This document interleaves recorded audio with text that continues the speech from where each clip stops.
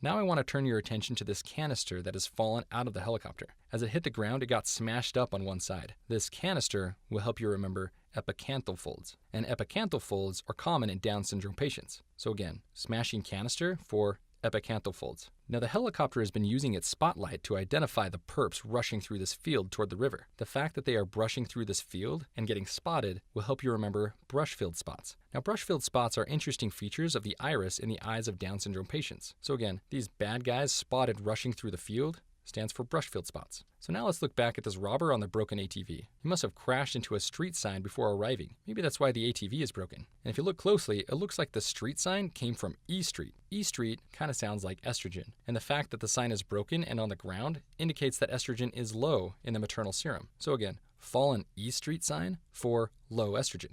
Now look at this tree over here on the left. One of the robbers took the time to carve their first initial into the tree. Kind of a strange thing to do in a stick-up. I guess they must have done this before the helicopter arrived. Anyways, this poor tree is still bleeding fresh sap from the newly acquired wound. All the sap is dripping down and collecting on the ground. This MSAP stands for MSAFP, or MSAFP, which really means maternal serum alpha-fetoprotein. And the fact that the MSAP is collecting on the ground represents that it's low. So MSAP on the ground stands for low maternal serum alpha-fetoprotein, or MSAP. This poor family can't catch a break. Look at this burglar stealing their HDTV. He is crawling out of the window to escape on the roof. HDTV sounds a lot like beta HCG, and the fact that the TV is exiting from a high window indicates that beta HCG is elevated. So in maternal serum, if the beta HCG is elevated, this could be an indication that the fetus has Down syndrome. So HDTV high on the house for beta HCG. I'd say the worst offense of all is the abduction of their teenage daughter. Awful.